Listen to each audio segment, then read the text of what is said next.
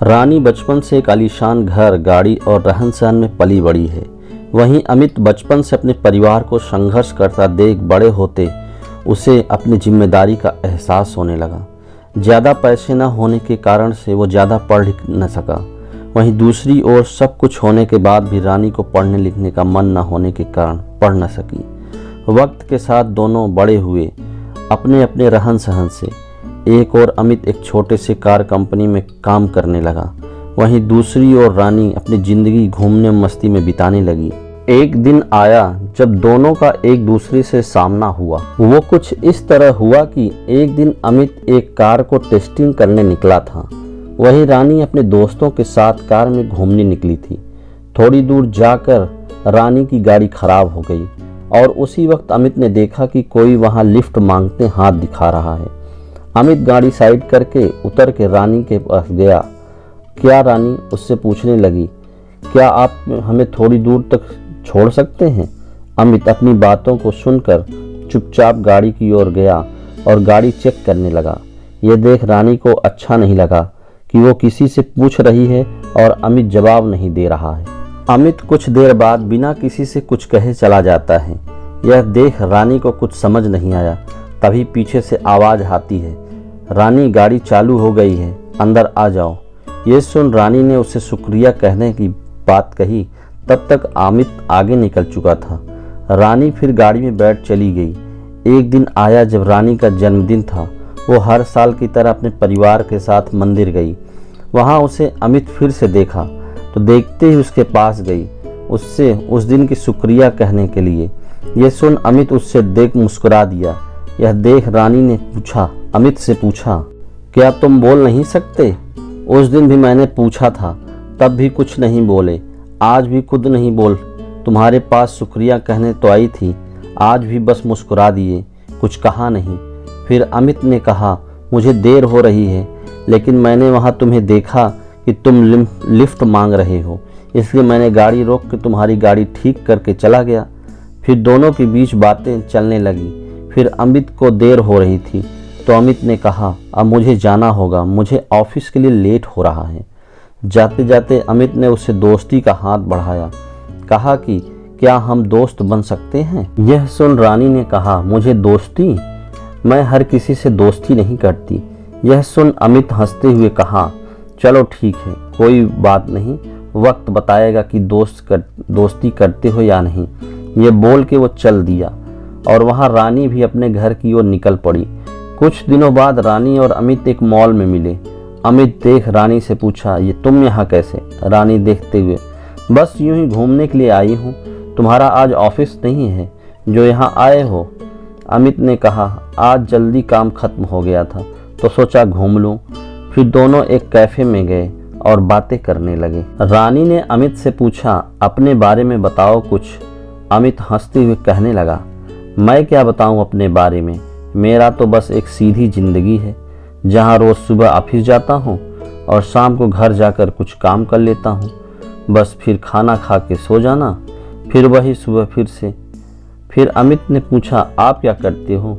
यह सुन रानी हंसने लगी और कहा, मुझे कुछ करने की ज़रूरत ही नहीं पड़ती, सब बिना कुछ किए ही मिल जाता है, तो क्यों करूं मैं कुछ?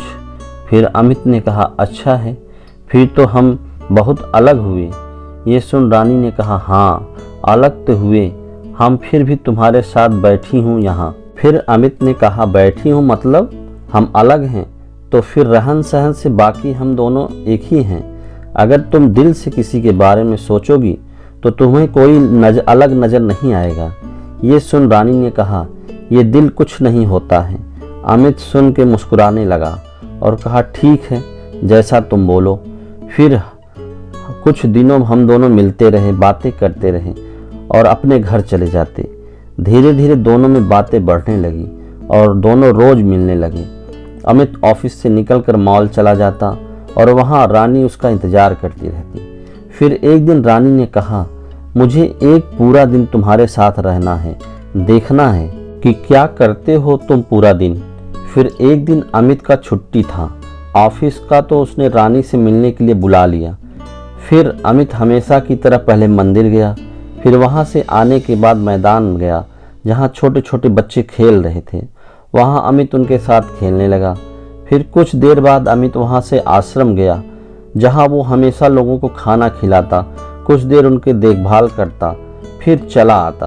वहाँ से निकलने के बाद वो अपने घर आया, अपने माँ बाप को बिठाकर घर का बचा कुछ का काम ख़त्म किया। फिर रात हो गई। उसने रानी को घर छोड़ाया और कहा, ये रहता है मेरा छुट्टी का दिन और यही है मेरी आम जिंदगी। जहाँ जितना हो पाता है उतना मैं करने की कोशिश करता हूँ।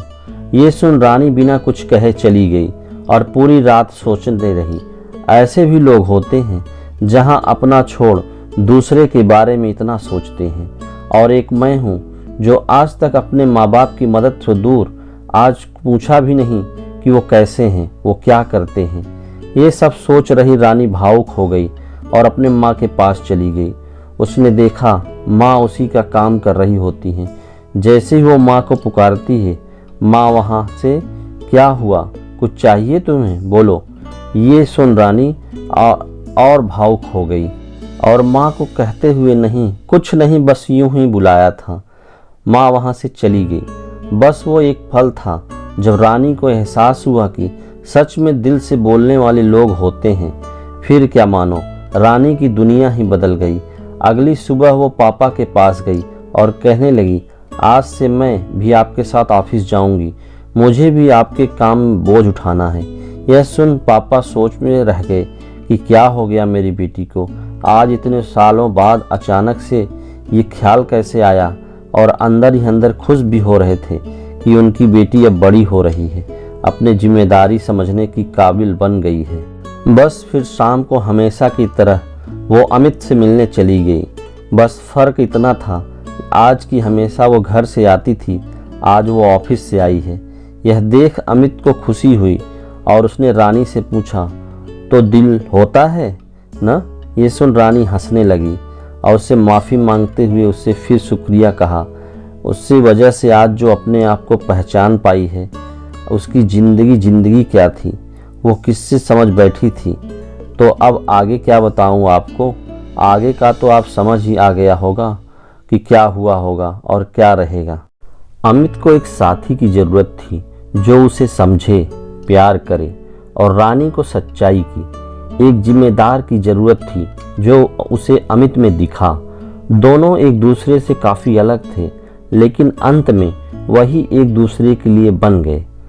तो प्यार कभी भी और किसी से भी हो सकता है। आपको ना उसके लिए अपनी जिम्मेदारी से भटकना है और ना ही उसके लिए कुर्बानी देनी है।